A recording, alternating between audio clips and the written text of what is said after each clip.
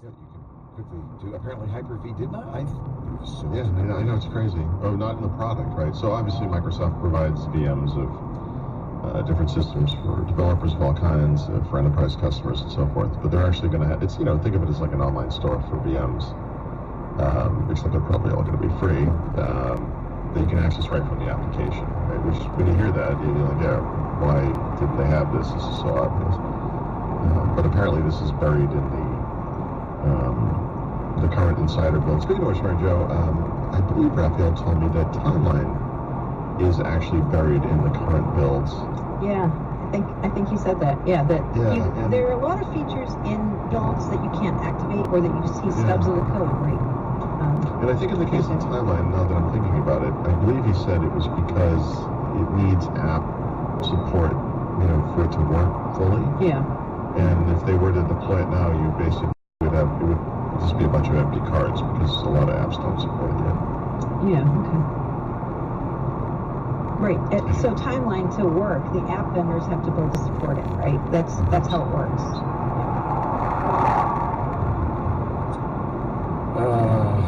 Let's see.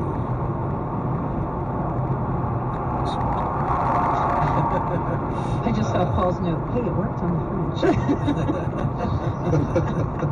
Hey, we're trying to start this new country. No, hold on. We were talking about the privacy theater interface. What is the privacy theater? Yeah, that's my term, but that looks... Did I add my commentary to your article? I guess that's fine. Okay, good. That's your article. So, as you may recall, various regulatory bodies from around the world complained that Windows 10 was violating user privacy, and Microsoft, for the greatest update, came up with a solution that I call Privacy Theater, but it's this new interface and setup that presents you with your privacy options. Right. Kind of broad strokes, but gives you a chance there to do that. Yeah, I actually thought that was a nice addition. So did the French, Leo, and apparently it satisfied their needs. Oh, but really? The interesting thing about this is, you might recall this, and I know Mary Jo will, but there was they introduced these terms like basic privacy mode, and then there were other, some other mode as well. Yeah. And the basic privacy mode is when you uncheck all that privacy stuff. So you don't actually see the word basic, I think, in the UI. But that's what they think of it internally. And according to the French regulators, this thing cut down on the amount of information that Windows 10 was sending to Microsoft by, I think, 50%, I think was the figure. It was some dramatic reduction based on a similar setting, previous to the Creators Update. So they were happy with that, and... Ça va, très bien. Au revoir.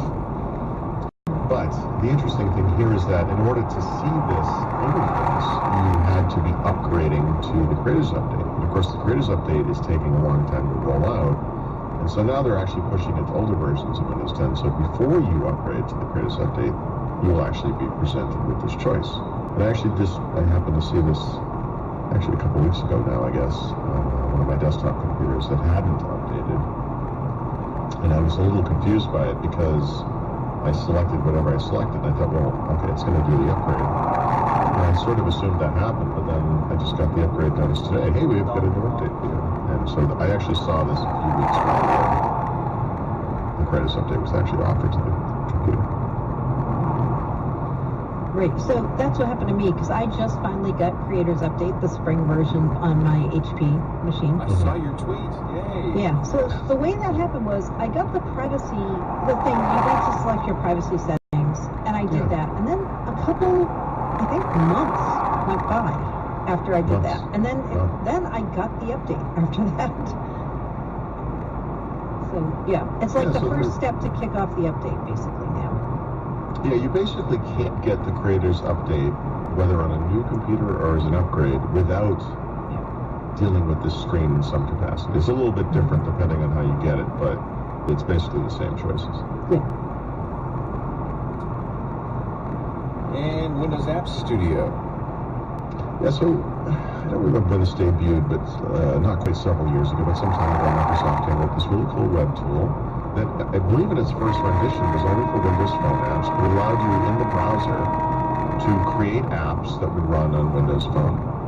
And over time, they updated it so it would create apps that would run on probably Windows 8.1 or whatever version was current on at the time. And then, of course, Windows 10 was added, at some point, and then more recently, I think it's basically just Windows 10. Although I would imagine the UWP apps you create for this thing would also run on a Windows 10 mobile handset. It was always a really cool tool. They updated it fairly regularly. You could export your projects into Visual Studio, so if you wanted to add features that were not possible in the cloud interface, you could do that as well. And that was always, it always seemed like kind of a neat thing. But of course, I guess it should have been the tip-off, once they added the ability to export this thing to Windows, to Visual Studio.